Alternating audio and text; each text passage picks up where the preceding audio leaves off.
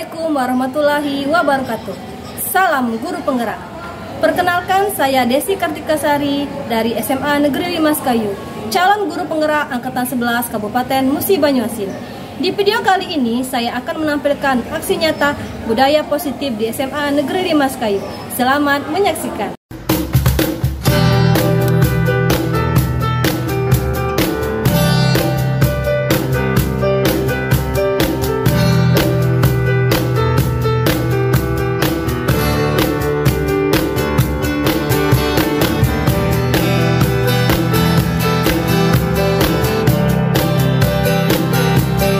Assalamualaikum warahmatullahi wabarakatuh. Waalaikumsalam warahmatullahi wabarakatuh. Alhamdulillah, kita panjatkan puji syukur kehadirat Allah Subhanahu wa taala. Pagi ini kita bisa berkumpul di ruangan sederhana ini dalam rangka menghadiri aksi nyata saya mengenai budaya positif di SMA Negeri 5 Kayu. Terima kasih Bapak Ibu atas kehadirannya yang telah bersedia meluangkan waktunya sedikit untuk menghadiri aksi nyata saya, dan semoga hari ini bisa bermanfaat bagi kita semua dan bagi sekolah kita ke depannya. Amin. Baik Bapak Ibu, sebelum mulai acara ini, marilah kita bersama-sama melapaskan basmalah. Bismillahirrahmanirrahim. Baik, aksi nyata saya yaitu mengenai budaya positif di SMA Negeri 5 Kayu. Nah, sebelumnya saya perkenalkan diri dulu ya. Tak kenal maka kita kenalan. Walaupun sudah cukup lama kita kenalan, mungkin ada yang masih belum berkenalan. Ya.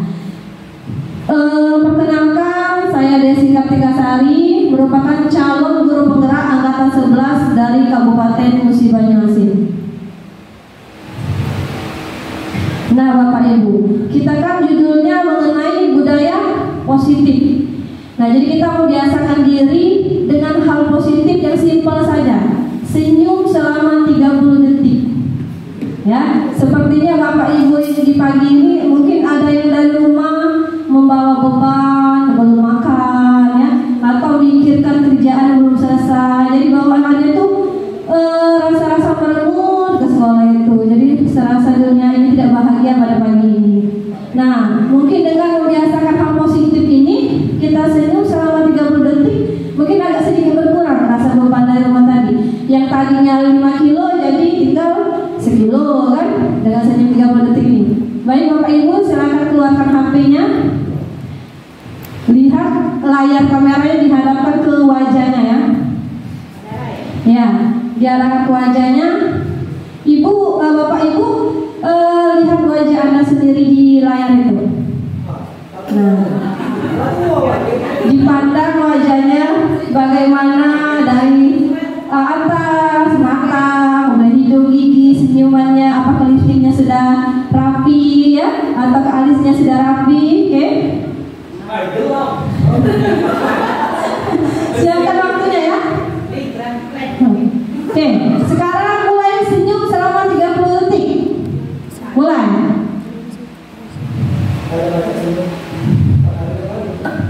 Perhatikan dengan sesama wajahnya. Iya, mulai ada yang tersenyum ya. Ya, diperhatikan lebih dengan sesama lagi Bu, Bapak ya, wajahnya bagaimana? Apakah ada perubahan? Ya, Ibu Tri. Ya, waktunya habis. Silakan turunkan HP-nya. Nah, sekarang saya tanya, sepertinya Pak Nuzul masih kurang senyuman. Bagaimana perasaannya setelah melakukan senyum 30 detik tadi? Sudah tanggal 22.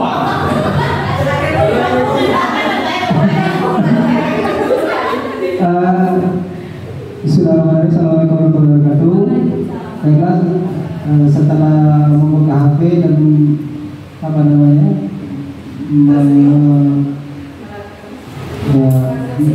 mengaksikan melakukan aksi senyum selama 30 detik, memang kayaknya belum belum full senyum gitu kan, karena memang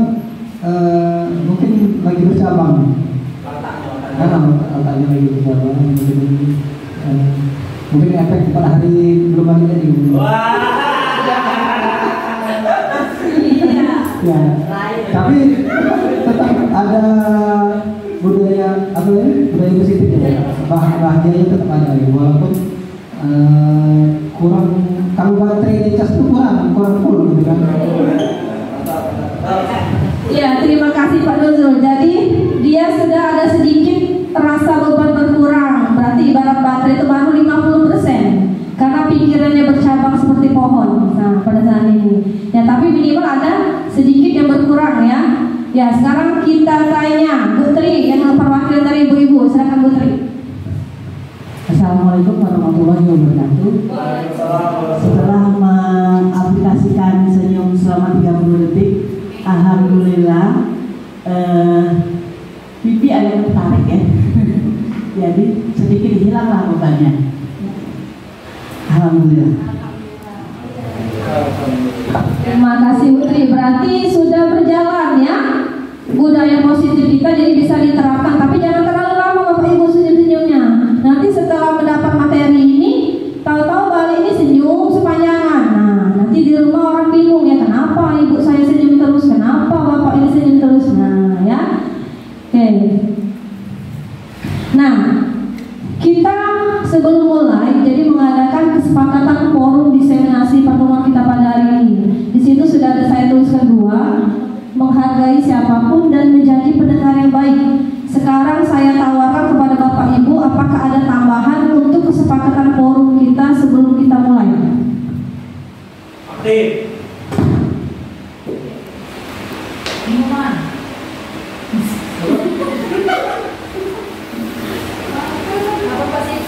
Apa Pak Sidik aktif ya? Oke.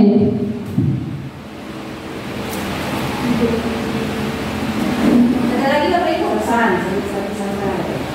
Kolaborasi ya? Kesan. Serius, tapi santai. Kolaborasi.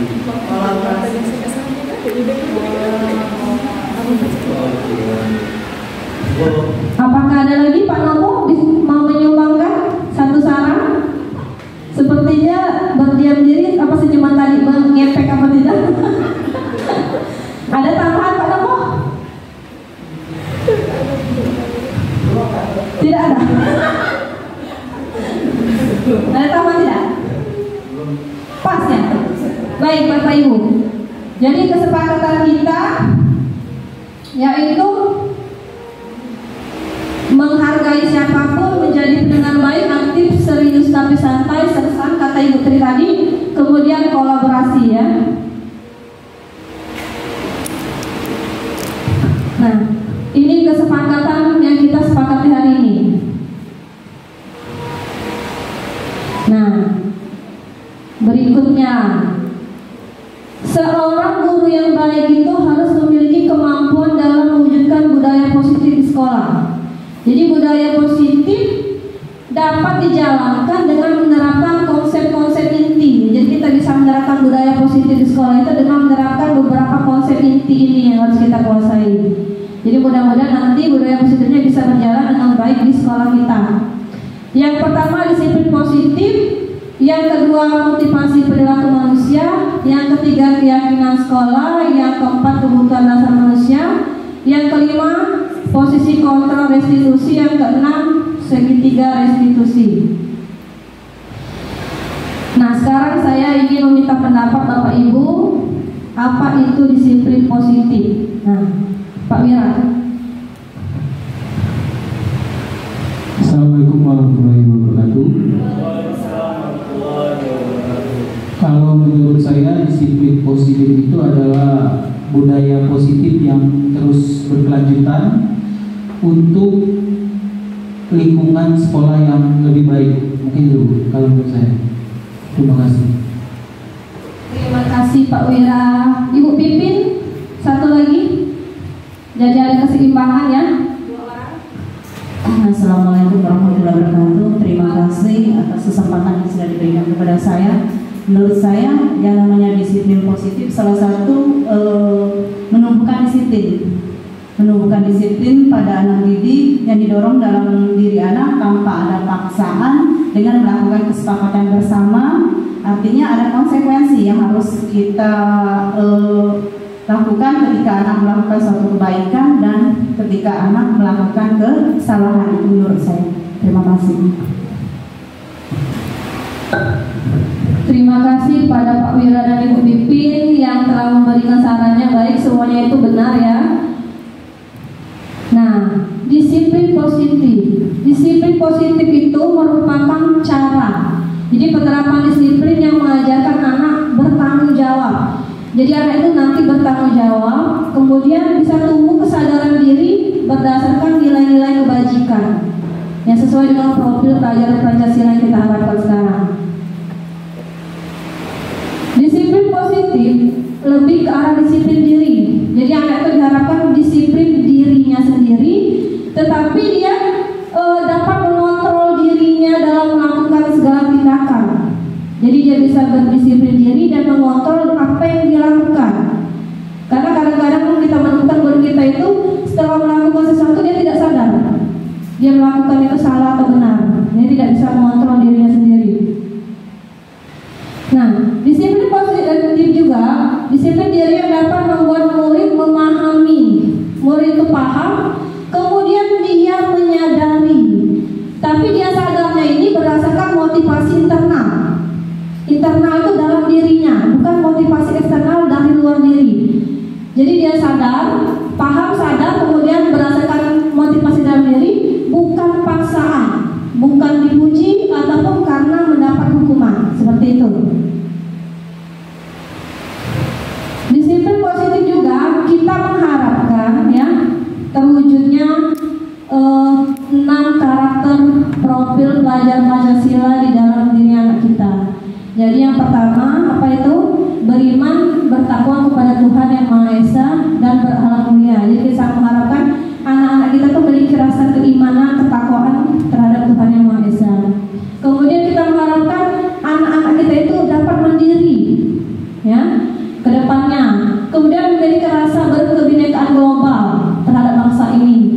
Bergotong royong. Nah, bergotong royong ini kita kan, kalau saya di sekolah kita ini rasa gotong royong ini sudah sangat berkurang. Kalau kita mengadakan cuma bersih saja, kalau tidak kita pantau, anak-anak kita itu tidak bekerja membersihkan kelasnya masing-masing atau sampah di belakang kelasnya.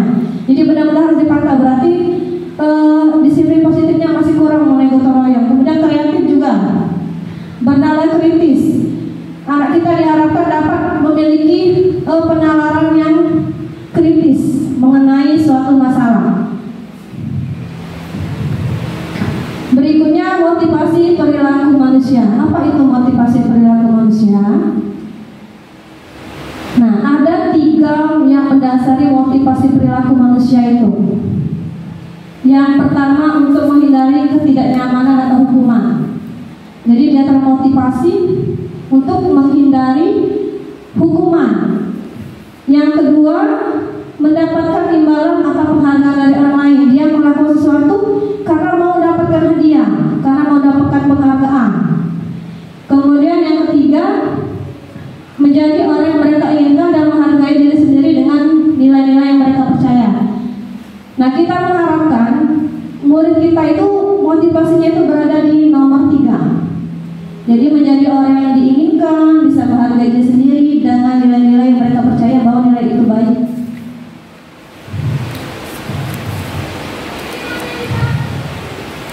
Hukuman, konsekuensi, restitusi. Oke. Baik. Sekarang saya minta Bapak Ibu menuliskan atau diingat saja boleh. Nomor 1 itu hukuman atau konsekuensi, nomor 2 juga, nomor 3 juga, sampai ke nomor 7, ya. Kalau yang pertama ini mencatat 100 kali di dalam buku kalimat saya tidak akan terlambat lagi, karena dia melakukan kesalahan apa? Terlambat ke sekolah. Itu kira-kira hukuman atau konsekuensi? Oke, kita tampung ya. Diingat ya Bapak Ibu jawabannya. Diingat berapa benar berapa salah. Oke. Yang kedua, lari mengelilingi lapangan basket 2 kali karena terlambat hadir ke sekolah. Hukuman apa konsekuensi? Hukuman, ya, ada hukuman. Tidak ada konsekuensinya. Membersihkan coretan yang dibuatnya di meja tulis. Konsekuensi. 4. Menggantikan kertas tugas teman yang telah dicoret-coret. 5. Berjemur di lapangan basket pukul 12 siang karena mengobrol dengan teman. Baik, ada 2, ada hukuman, ada konsekuensi. Kita tampung. 5. Murid diminta bertelanjang kaki sepanjang hari karena tidak menggunakan sepatu warna hitam sesuai peraturan sekolah. Hukuman. Tidak ada konsekuensi. Tidak ada. Nah, berarti ada 2 lagi. Ada konsekuensi, ada hukuman. Ya, ditampung ya Bapak Ibu ya. Berdiri di depan kelas sambil mengangkat kaki 1 karena tidak bisa menjawab pertanyaan. Apa? Hukuman. Baik, kita lihat jawabannya. Nah, ini Bapak Ibu jawabannya. Bisa diingat berapa benar berapa salah? Ibu Dewi benar semua, ya. Ibu Tri benar semua. Ibu Ismariati benar. Ibu Mary berapa Bu? Benar semua. Iya. Alhamdulillah ya. Jadi hukuman dan konsekuensi. Oke. Nah, keyakinan sekolah atau kelas. Selanjutnya Bapak Ibu guru diharapkan dapat membuat keyakinan kelas ya, keyakinan sekolah. Diharapkan di setiap kelasnya itu wali kelas bisa membuat keyakinan kelas bersama dengan siswanya. Tetapi guru mata pelajaran juga bisa membuat keyakinan kelas untuk mata pelajarannya. Nah, apa itu keyakinan sekolah atau kelas? Jadi keyakinan sekolah atau kelas itu berupa pernyataan-pernyataan universal yang mudah diingat dan dipahami dan harus diterapkan di lingkungan sekolah. Kemudian guru itu memiliki peranan dalam mewujudkan terbentuknya keyakinan sekolah atau kelas dengan adanya kesepakatan antara guru dan murid. Jadi keyakinan sekolah itu harus ada kesepakatan antara murid dan guru. Nah, ini ciri-ciri keyakinan sekolah atau kelas. Jadi keyakinan kelas itu bersifat lebih abstrak, jadi umum daripada peraturan yang lebih rinci dan konkret. Kemudian keyakinan kelas berupa pernyataan universal. Pernyataan keyakinan kelas senantiasa dibuat dalam bentuk yang positif. Keyakinan kelas hendaknya tidak terlalu banyak sehingga mudah diingat dan dipahami oleh semua warga kelas. Jadi kalimatnya itu jangan terlalu banyak karena akan membuat siswa kita menjadi bingung ya kalau terlalu banyak. Kemudian juga dalam positif ini kalimatnya harus positif.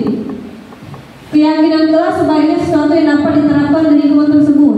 Jadi kalau kira-kira membuat keyakinan yang tidak bisa diterapkan di sekolah kita dan kelas kita, jangan dipaksakan. Jadi hal-hal yang bisa atau yang sederhana yang bisa kita terapkan langsung di kelas atau sekolah kita. Semua warga kelas hendaknya ikut berkontribusi dalam pembuatan keyakinan kelas lewat kegiatan curah pendapat. Jadi harus ada diskusi terlebih dahulu. Tidak boleh langsung ini keyakinan kelas kita sudah jadi anak harus dipatuhi. Nah, tidak boleh seperti itu Bapak Ibu. Jadi kita harus mengadakan diskusi dan mendengarkan pendapat dari murid-murid kita. Lalu kita buat kesepakatan dengan terwujudkan menjadi keyakinan kelas. Nah, kemudian bersedia menyambut kembali keyakinan kelas dari waktu ke waktu.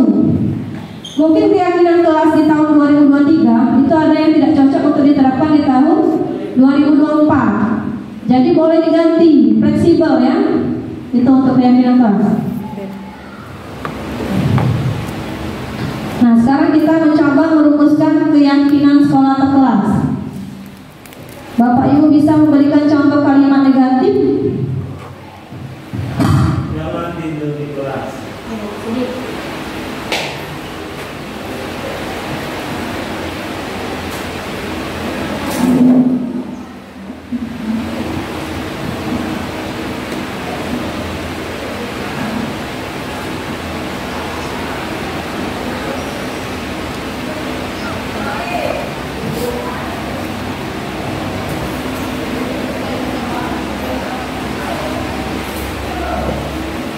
Baik.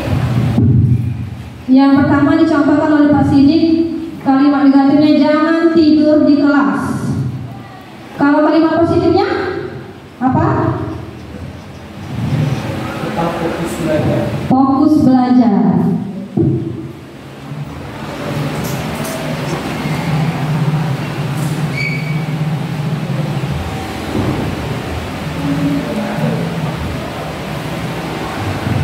Baik, kalimat negatifnya jangan tidur di kelas, kemudian kalimat positifnya fokus belajar. Nah, nilai kebajikan yang bisa kita terapkan apa? Yang diterapkan kalau dari fokus belajar ini?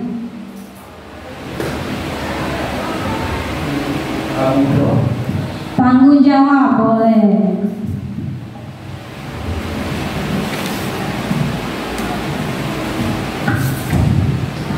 Ada lagi Bapak Ibu yang mau menambahkan?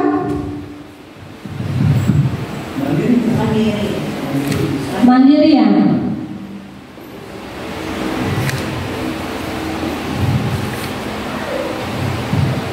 Yang bisa menambahkan contoh kalimat negatif lagi? Jangan makan di kelas. Iya, siswa kita banyak ya.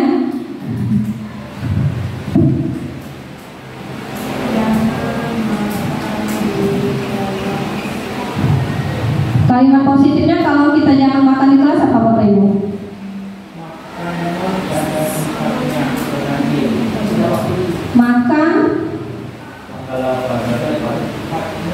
Makanlah di tempatnya atau di tempatnya bagaimana?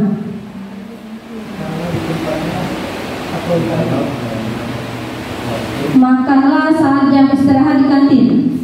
Ya tidak?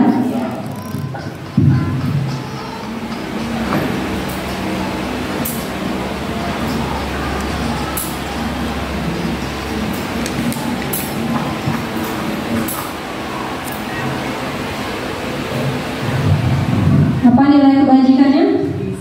Disiplin. Iya, benar sekali.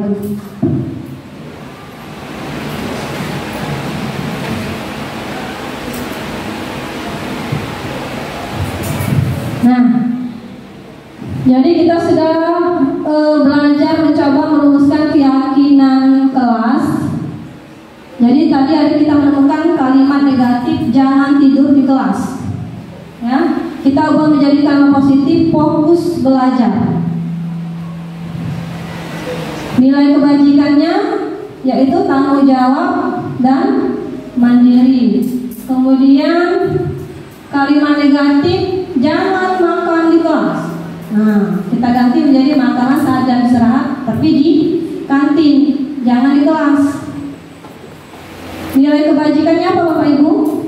Disiplin. Baik, Bapak Ibu ada yang ditanyakan sampai di sini? Cara merumuskan keyakinan sekolah per kelas. Lanjut kita. Masih semangat Bapak Ibu?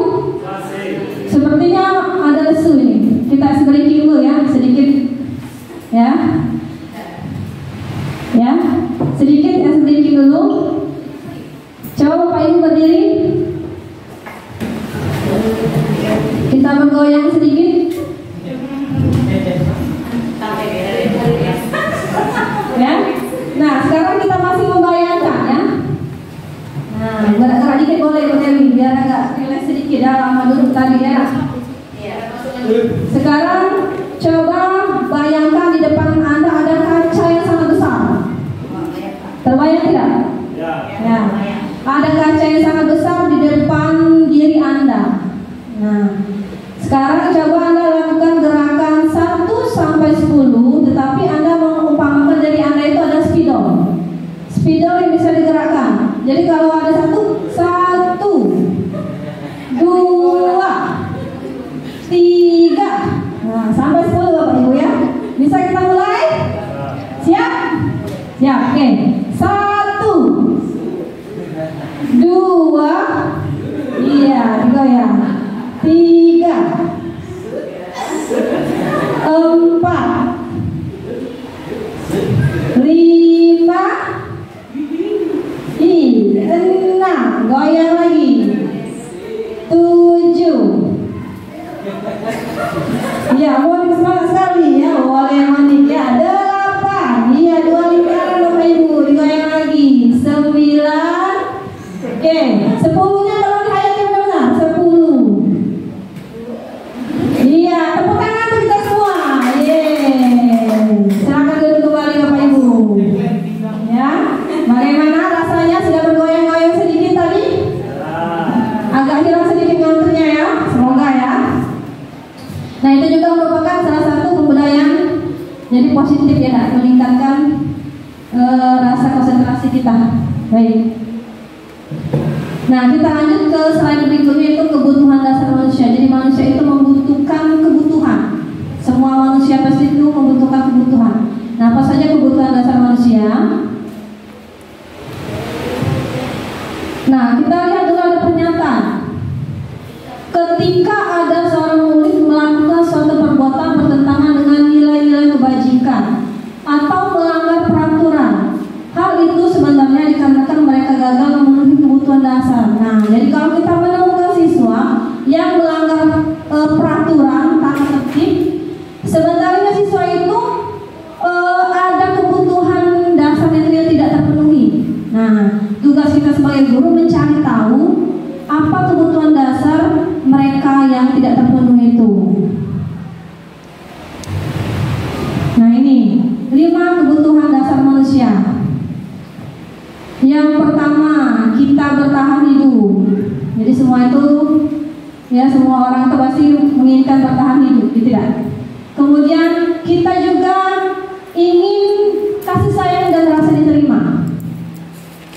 Kemudian penguasaan, kebebasan dan kesenangan. Nah, coba saya tanya Ibu Tri. Misalnya Ibu Tri, suami Ibu Tri di rumah misalnya marah-marah, merasa ini pulang ke rumah. Kira-kira kebutuhan dasarnya yang tidak terpenuhi seperti apa menurut Ibu?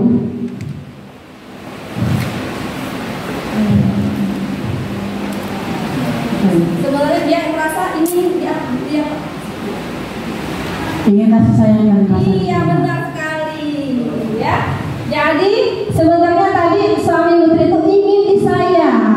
Nah, jadi Ibu Tri itu menyayanginya dengan sepenuh hati, seperti itu. Itu contoh simpelnya ya Bapak Ibu. Nah, ada kasus Bapak Ibu. Kita analisis kasus dulu. Agak berat kasusnya ini ya, berebut makanan. Jadi si Ibu Zara ini, dia ini guru wali kelas 11. Jadi sangat bingung menghadapi ulah salah satu murid di kelasnya bernama Dodi. Jadi beberapa anak telah mengeluhkan Dodi seringkali meminta bekal makan siang mereka dengan paksa. Jika Anda menghadapi situasi seperti Ibu Zara, apa yang akan Anda lakukan? Menurut Anda, kira-kira apa alasan Dodi melakukan itu? Nah, kira-kira kebutuhan yang mana? Silakan dipilih. Bertahan hidup. Ya, disimpan jawabannya, Bu Pipin. Bertahan hidup. Yang lain? Penguasaan, Ibu Tri. Pak Nopo yang mana? Bertahan hidup. Ibu Dewi? Ya, yang tadi dia tadi berebut makanan si Dodi tadi. Ya, berebut makanan temannya. Kira-kira kebutuhan yang tidak dipenuhi karena dia melakukan itu apa?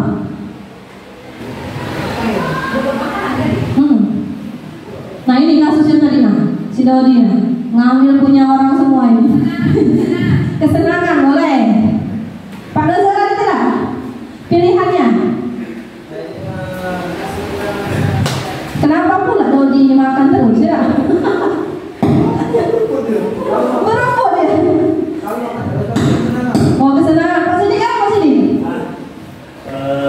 Bisa kebutuhan, bisa penguasaan, bisa kesenangan. Iya. Alasan Dodi itu beranda kira-kira apa? Iya benar. Jadi bisa jadi dia kebutuhan, alasannya dari ini. Kalau penguasaan karena ingin menguasai. Iya. Kalau kesenangan ya mungkin dia cuma untuk cari happy aja. Iya benar. Berarti bisa semua. Kalau Monik belum dengar suaranya, Bu Monik? Kesenangan. Iya. Kita lihat jawabannya ya. Nah, jadi semuanya itu bisa menjadi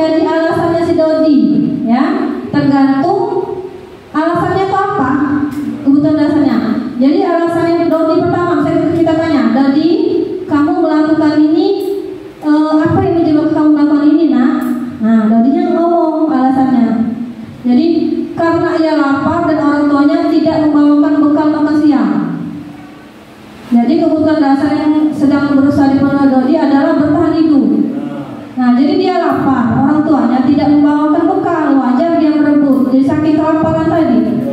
Jadi bertahan hidup dulu yang penting katanya, daripada nanti tidak tahan kan. Nah itu alasan Dodi yang pertama. Bisa.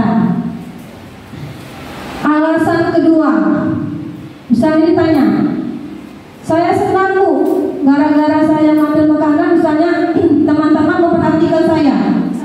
Nah, kemudian temannya melaporkan tindakan itu, gurunya memberitahu orang tuanya. Nah, jadi Dodinya diperhatikan, gurunya memperhatikan, orang tuanya memperhatikan. Jadi kebutuhan Dodi adalah kebutuhan akan kasih sayang. Jadi Dodi itu kurang kasih sayang ternyata, makanya dia minta perhatian tadi. Jadi ngerebut makanan kawannya tadi. Baik, yang ketiga, pas ditanya dia temannya itu jadi takut dan menuruti keinginannya. Ternyata Dodi itu ingin memenuhi kekuasaan. Jadi ingin berkuasa dia, merasa berkuasa. Biar teman-temannya takut. Dia berkuasa di sekolah itu. Jadi kalau misalnya lewat, awas ada Dodi. Nah, jadi dia merasa wah hebatlah di sekolah itu ya, tak ditakuti oleh teman-teman. Nah, oke. Yang keempat, dia bosan. Saya bosan Bu. Bekal yang dibawakan ibu saya, misalnya dia jawab itu saja tiap hari, misalnya tempe itu lah, tahu itu lah. Saya pengen ayam Bu katanya, misalnya saya pengen ini Bu katanya, dibawakan sayur-sayuran atau buah-buahan tambahannya. Nah, berarti Dodi sedang berusaha memenuhi kebutuhan akan kebebasan. Oke, yang terakhir, kesenangan. Ternyata setelah ditanya Dodi itu iseng-iseng saja, jahil ya bahasa kita ya. Nah, dia senang kalau temannya itu ekspresinya menangis, marah, merengut. Dia merasa senang dalam dirinya. Menurutnya teman-temannya yang kesal itu lucu. Menurut pandangan dia, padahal teman-temannya itu merasa merasa tersakiti lah ya, tapi tidak menurut si Dodi. Nah itu.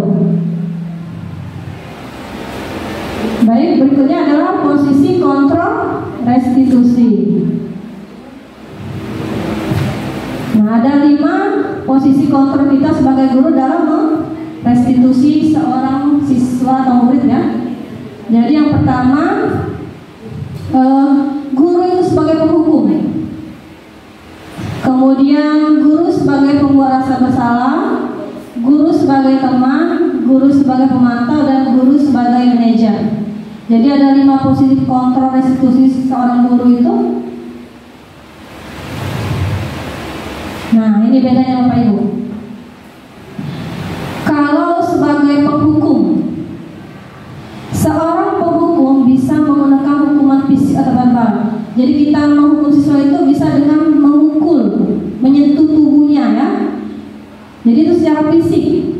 Kemudian verbal dengan omongan yang bisa menusuk di hatinya yang terdalam. Tidak tahu seberapa dalamnya ya, tapi itu bisa menyebabkan terkenang hingga selama puluhan tahun di memori otak anak kita. Kalau secara verbal, fisik juga sebenarnya. Jadi kadang kita itu ketemu, kalau kita sekarang saja ya sudah tamat sekolah, SMA sudah puluhan tahun, kadang kita ingat dengan seorang guru, oh ibu itu dulu pernah ibu itu mengatakan saya seperti ini, atau oh bapak itu saya pernah dulu bapak itu disuruh lari 10 kali sampai ada pingsan. Nah itu kan puluhan tahun tetap menempel di memori otak anak kita kalau kita bertindak sebagai penghukum. Nah, orang-orang yang menjalankan posisi penghukum senantiasa mengatakan bahwa sekolah merupakan sistem atau alat yang dapat lebih menekan murid-murid lebih dalam lagi. Kalimat yang biasa digunakan, patuhi aturan saya atau awas. Kemudian kamu selalu saja salah. Pasti selalu yang terakhir selesai. Nah, jadi penghukum ini ada suaranya tinggi, matanya melotot, jari menunjuk dan menghardi, ya.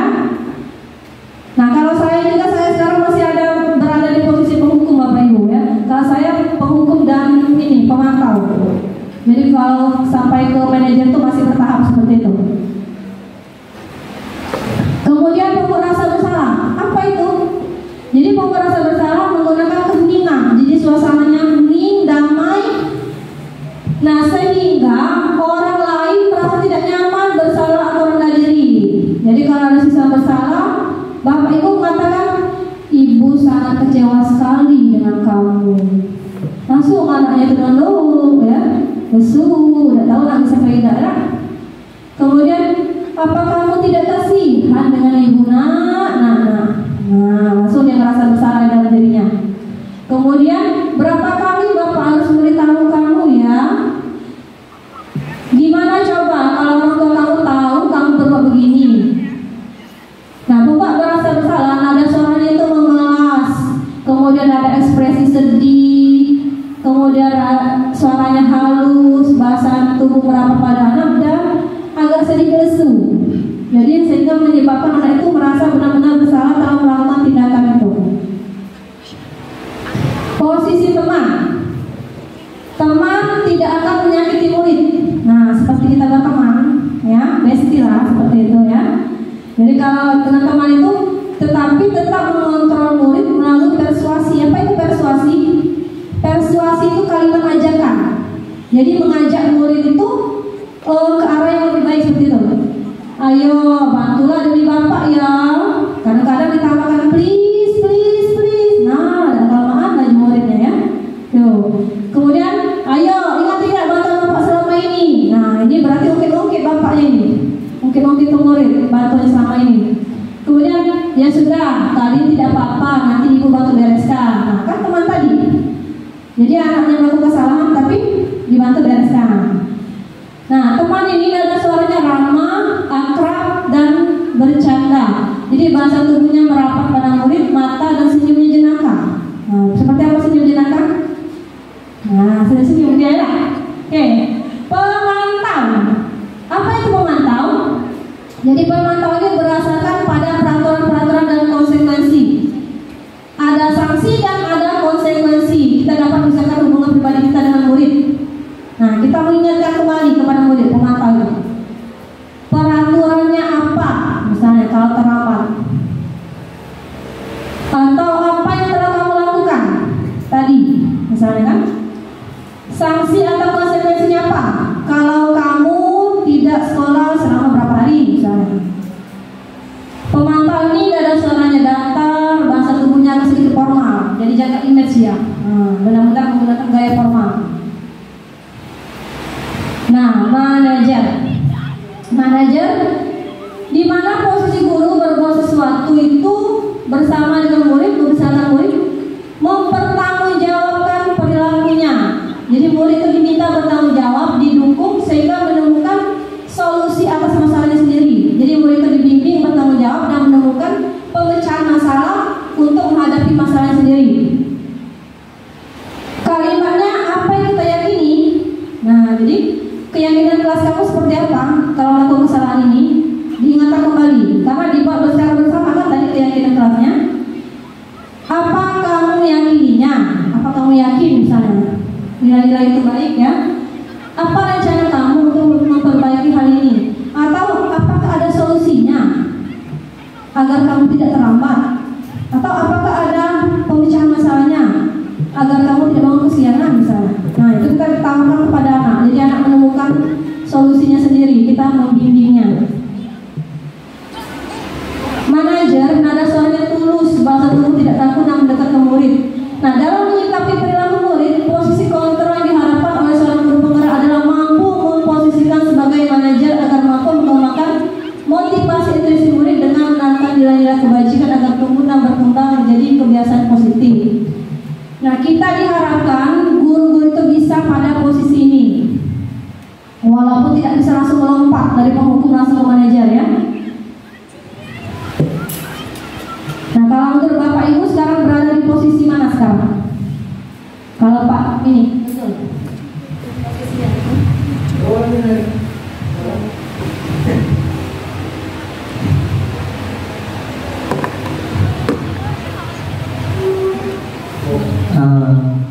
Baik. Untuk saat ini mungkin lebih kepada membuat rasa bersama. Membuat rasa bersama. Jadi memang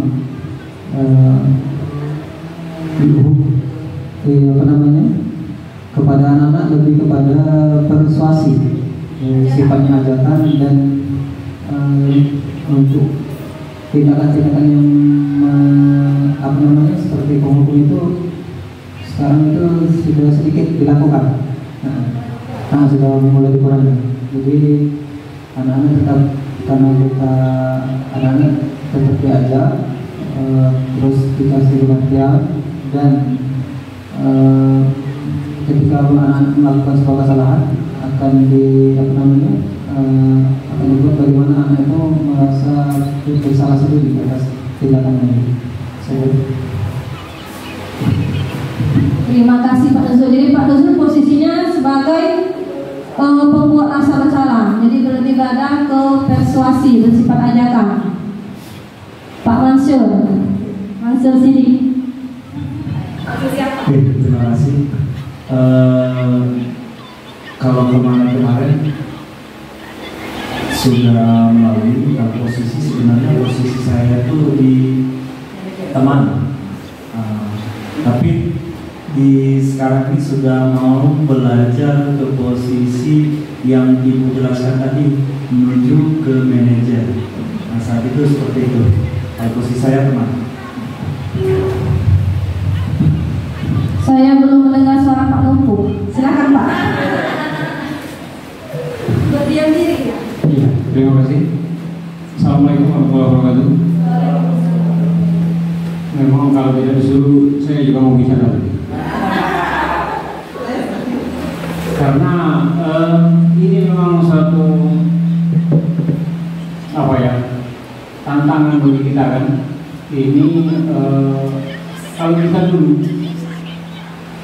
tidak ada, ya kan, selama kita murid kita selalu belum ada yang seperti ini kan. Makanya hasil kita seperti ini, makanya kita sering hukum, iya kan. Nah tapi sekarang kita dituntut untuk yang paling tinggi.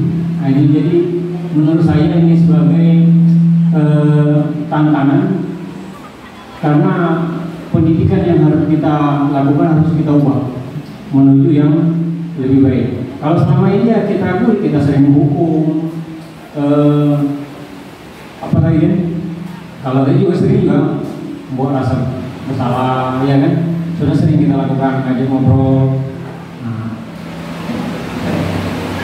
Cuman nanti mungkin langsung boleh pertanyaan Bu, ada tidak tips untuk menuju ke manajer? Mungkin langsung bertanya. Mungkin itu. Assalamualaikum warahmatullahi wabarakatuh.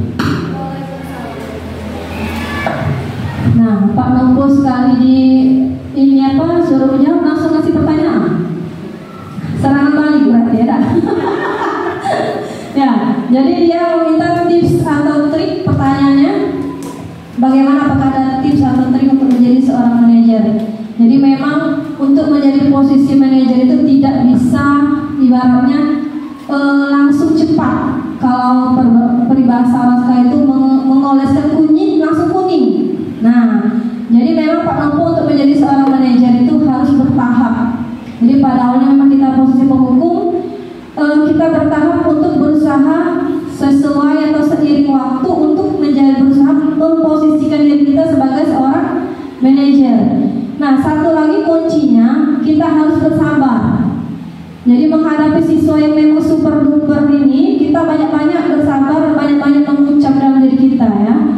Jadi sabar itu juga harus diterapkan. Kemudian kita juga harus konsisten Pak Nur. Jadi menjalankan posisi manajer ini kita harus secara konsisten, berkelanjutan. Jangan misalnya lagi tidak mood jadi penghukum, kemudian mood jadi manajer. Nah, jadi itu tidak bisa kita menerapkan posisi manajer terus, tapi kita tetap harus konsisten berusaha untuk menerapkan sebagai posisi manajer. Tapi memang perlu bertahap dan seiring perjalanan waktu. Tidak bisa kita langsung secepat mungkin langsung ke posisi manajer, tetapi kita tetap harus berusaha untuk memposisikan diri sebagai manajer seperti itu. Bagaimana Pak Temu? Ya, terima kasih.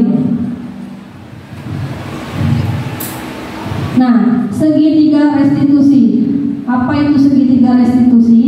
Sudah pernah ya mendengarnya ya? Walaupun belum pernah berarti sekarang sudah mendengar kan? Segitiga. Ya, misalnya Moni belum pernah dengar. Ya, Moni, penasaran tidak Moni? Apa itu segitiga restitusi? Nah, ini Moni gambarnya ya, Bapak Ibu. Jadi dalam tahapan segitiga restitusi itu ada 3. Karena dia 3 tadi. Kalau dia segi 4 berarti 4, ya tidak? Ini segitiga pas kan? Nah, 1, 2, 3. Ada 3 tadi. Kalau segi 4 dan berubah 4 itu aturannya. Nah, jadi ada 3 tahapan. Yang pertama menstabilkan identitas. Nah, kalau kita mau jadi posisi manajer tadi, kita menggunakan apa? Segitiga restitusi ini untuk menyelesaikan permasalahan anak. Kemudian kita memvalidasi tindakan yang salah, menanyakan keyakinannya.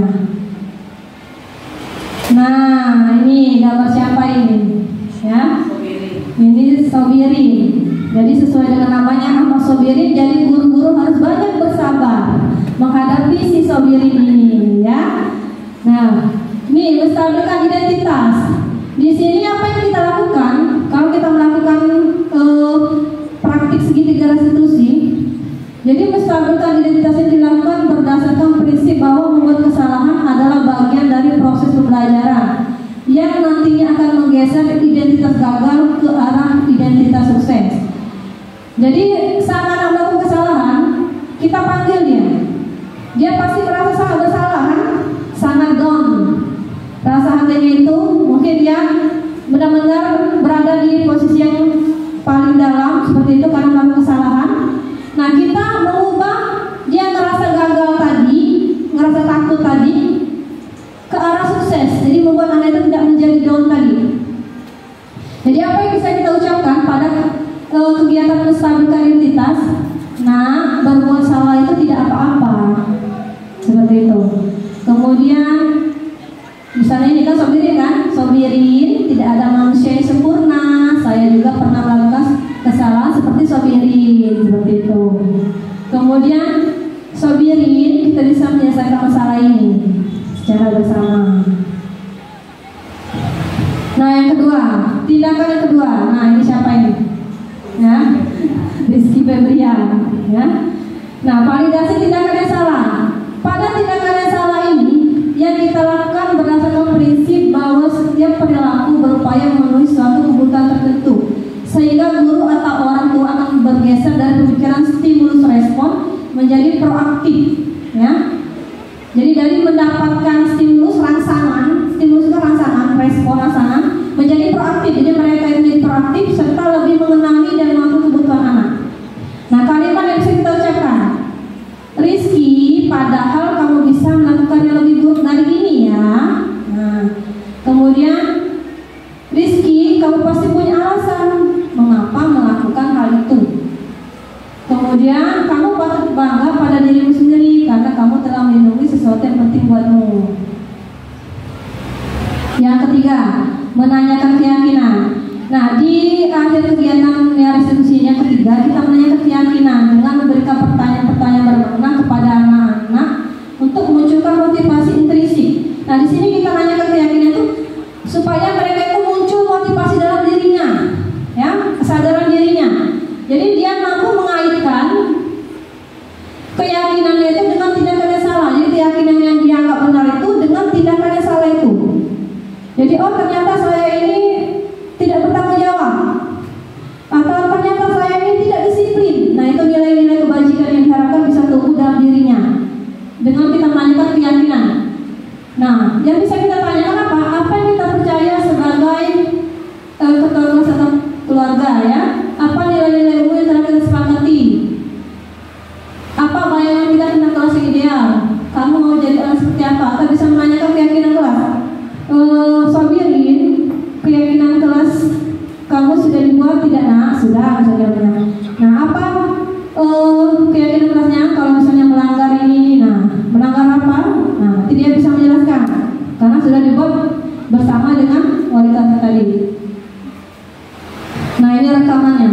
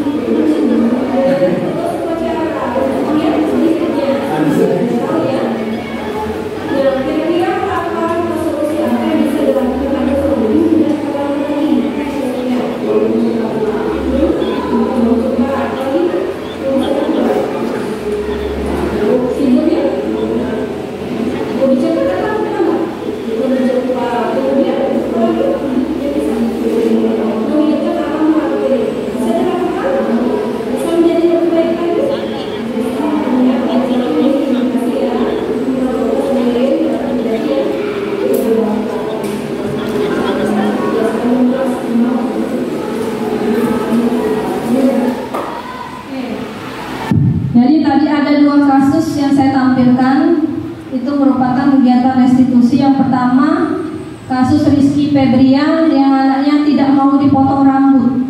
Ya, jadi saat saya tanyakan, dia sepertinya memang sudah ada merasa rasa bersalah. Jadi saya tampilkan dulu ya. Kemudian saya tanyakan, mengapa? Ternyata alasannya karena tidak pede. Tetapi akhirnya setelah direstitusi, diberi keyakinan bahwa itu memang sudah menjadi peraturan kesepakatan kita sekolah, dia bersedia memotong rambutnya dan tadi sudah terlihat rapi Bapak Ibu ya. Walaupun sebenarnya pada awalnya itu terjadi penolakan ya, penolakan yang cukup keras dari si Rizky terhadap kegiatan guru yang mau memotong rambut karena dia tidak rapi tadi. Karena kita sudah memberi pengumuman terlebih dahulu kan sebelum melakukan tindakan itu, jadi memang sudah diumumkan, sudah disosialisasikan bahwa akan ada pemeriksaan rambut, tetapi si Rizky tetap tidak mau memotong rambutnya. Jadi konsekuensinya sudah kita sepakati akan dipotong oleh guru. Ternyata dia melakukan perlawanan. Tetapi setelah dilakukan restitusi, alhamdulillah anaknya sudah berubah ya. Nah, yang kasus kedua, si sopir tadi melompat pagar. Jadi melompat pagar pada saat upacara karena terlambat tadi, jadi diam-diam dia melompat pagar. Seperti itu. Ternyata alasannya kesiangan. Bangun jam 7, masuk jam 7, ya pasti kesiangan ya. Nah, jadi kita tanya alasannya seperti itu. Kalau bangun sekolah jam 7, bangun jam 6 ya ada kesiangan. Bangun jam 7, masuk jam 7 ya pasti kesiangan. Nah, jadi kita berikan kita ajak dia untuk mencari solusinya sendiri. Tadi dia mengatakan mau menghidup ke arah HP, bangun lebih pagi dan tidur lebih cepat. Seperti itu Bapak Ibu. Nah, alhamdulillah. Apakah masih ada pertanyaan Bapak Ibu yang masih merasa mengganjal di hatinya? Sepertinya Ibu Pipi ini bersemangat. Silakan Ibu Pipi. Terima kasih. Ada sedikit pertanyaan saya mengenai disiplin positif ya Bu ya. Saya menanyakan apakah disiplin positif ini bisa digunakan untuk menyelesaikan semua masalah terutama untuk siswa kita. Terima kasih.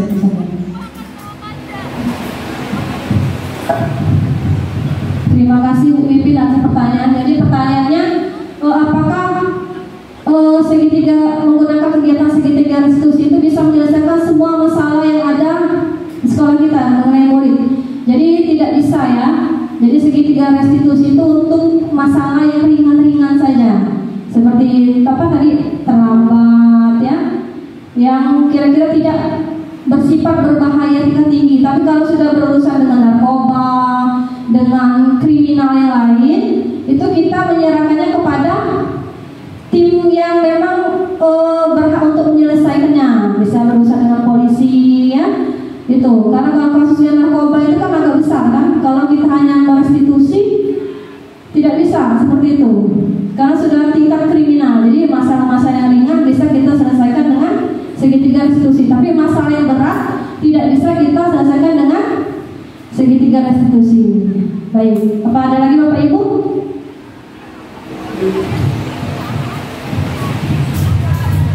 Oke, Bu Desi, sedikit saya bertanya, bagaimana menurut Ibu, pendapat Ibu, seandainya posisi kontrol kita itu lima-limanya kita pakai, tetapi kita misalnya gini, kita ada satu siswa bermasalah, kita kasih hukuman, sudah kita kasih hukuman, kita selesaikan dengan